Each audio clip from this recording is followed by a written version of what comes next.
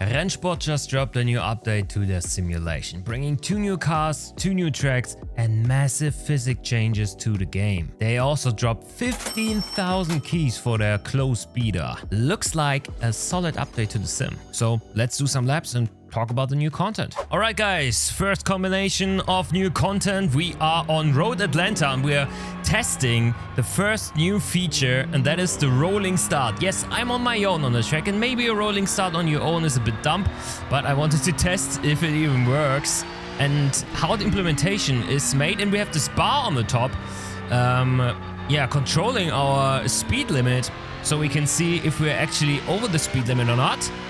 And if we go over it, it tells us to slow down. And that's basically it. It goes green and there we go. And we're sitting in the Porsche Cup car on this new track, Road Atlanta, one of my favorites.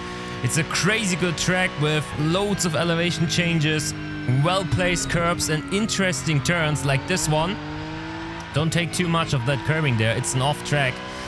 I don't know why. Should be not the case.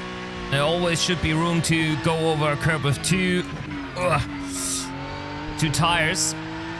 But that's the most interesting part of the track. Uphill, then the S's, downhill, uphill again. Crazy good. And yeah, this is a multi-class track. So in the real world, we have Petit Le Mans on this track, which is a multi-class competition.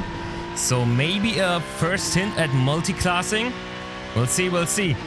Maybe the second track is also hinted at, but we'll talk about the second track in just a minute. So first new track of 2 of this update, Road Atlanta. And we're sitting in the Porsche Cup, not by chance, but the virtual Porsche Cup. The Porsche Super Cup or something like that will be held with this car in Rennsport and is the next big esports thing coming up.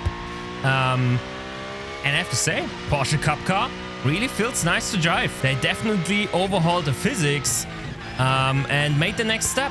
This is really pleasant to drive. Load of fun. Second track, this time Daytona Motor Speedway. We're sitting in the Praga R1 because this is the perfect car to talk about the physics changes. They apparently overhauled every car in the game and did the physics all new for every car there is. I think that's kind of what... Oh, we're still in the rolling start phase. I think that's just the result of all the criticism that went into the way of Rennsport, not only for how the cars handled before, but also the whole discussion about Rennsport using R-Factor 2 physics, which is not really the case. They use the ISI motor engine, or the ISI physics engine, to build upon, which you can buy, and they did. They bought a license for it, so everything is fair and square, and that was the starting point, like it is for many games. No one is going to Ryza and telling them, hey, you are using the Madness engine, how could you? That's just how the industry works. They started with ISI, which is a good base to start with, maybe a bit on the older side. But hey, here we are. And for this update, they actually worked on every single car, and the Praga supposedly is the one that changed the most, because, you know, this thing is basically only in the game because Jimmy Broadbent is driving it in real life. Goldie and things, and he told the devs, or he told his viewers more precisely, that he doesn't like the car and it's not driving like the real thing. So yeah, they had to change it. They changed it. Now it's driving differently. It's not as agile anymore, or not. Maybe not as. Maybe agile is the wrong word.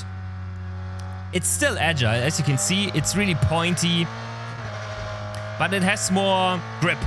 It just has more grip. It's not moving that much anymore on the rear. It's much easier to drive, and the force feedback is really strong in comparison to the Porsche Cup that we were driving. So I think I would turn down the force feedback scaling a little bit again for this car. But other than that, I don't know if it's better now. Let's do a little bit more than just one lap. Just to get a better understanding of the car. Brakes are alright as well. Not as easy to lock up as before. Still no ABS and traction control, but I don't have the feeling like I can really spin this car around. It's so easy to drive at the moment. There's just tons of grip. Let's accelerate too hard. Yeah, a little bit of the rear pushing the car outwards, but nothing too spectacular. Another thing, before we move on to the new cars in the game, the TCR cars, graphically, I think there were changes as well. I think everything is looking much sharper, much clearer. There isn't that much blurring going on in the distance when objects get smaller, like you usually see in the Unreal Engine. You see that in Assetto Corsa Competizione all the time. It's a little bit of that still, but I think graphically it made a big jump. Those two new tracks look fantastic, really.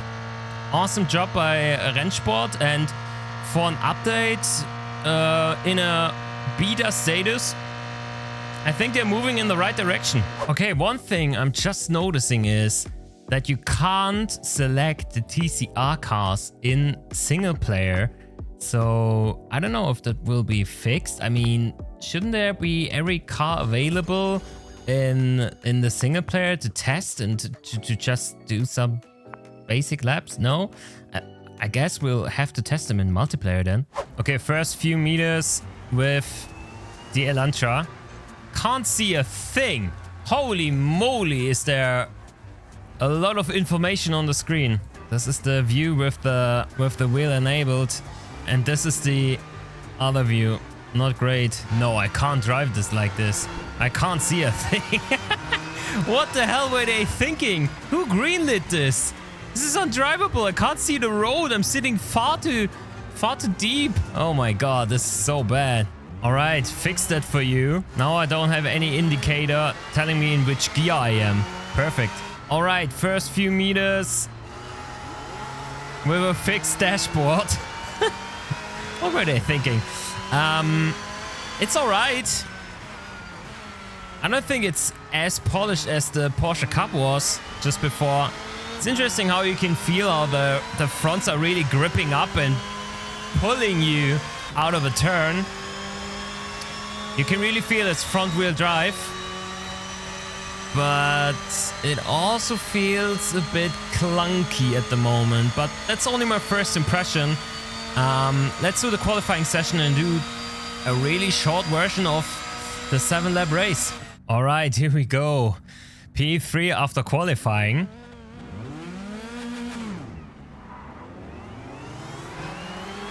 What? Drive-through for what? Waiting for countdown? Oh, this is a warm-up lap. Oh no. And I got a drive-through for speeding or for overtaking or something like that. Oh, that's so stupid. But nothing is preparing you for that. It just says green and you go. And why say waiting for countdown all the time? Why not say single file, double file or something like that, like you would usually see in racing lingo when you're doing a flying start? There's no speed limit, there's no safety car, there's nothing. There's not really a flying start happening here. And it's still telling waiting for countdown. So something's still wrong. Alright, stranger things are happening, but I still want to tell you how the car behaves on track. Sorry for waiting for countdown. I don't know what's happening. We'll do the drive-through after this lap. Maybe then it goes away. Driving-wise, the Elantra is alright, I would say. There's a lot of pushing happening when you accelerate out of a turn, so like the front wheel drive characteristics are there. It's not as reactive as I would hope on the rear. It's not like stepping out on the braking or something like that. The brakes are just bad. You really have to brake really early to get the car slowed down. Maybe it's the brake bias, which is at 54. Seems to be a bit far back for a front wheel drive car with the motor at the front. But hey, what do I know? This one is definitely built from real data. I can tell you that. But everything else, it's kind of like the last releases they did. It's alright, it's drivable, it can be fun, and I think there is some racing to be made with this, but it doesn't feel polished, which is kind of sad. I had high hopes for the touring cars, because it's one of my favorite classes, especially because usually you're just hammering over curbs like a madman. You are everyone has a drive-through, it seems. Okay, something is still wrong with the starting procedure thingy. It's not really working. Okay, the drive-through is served. It still says waiting for countdown. So I think we are just ending it here on that note. Yeah, still some polishing to be done with this car. This update was more what we expect from a game still in beta than a big milestone, in my eyes at least. But still, the verdict for Rennsport remains: this game has a lot of potential. But we have to keep being patient until Rennsport finally arrives in a finished state. But they said that the open beta will start pretty soon, which won't make that big of a difference because everyone should have a key right now. At least Rennsport will release eventually, because in this video I highlighted a few announced games that now got cancelled or sold. Feel free to check that one out right here. But that's it from me today. Thank you so much for tuning in, and see you next time around. Cheers!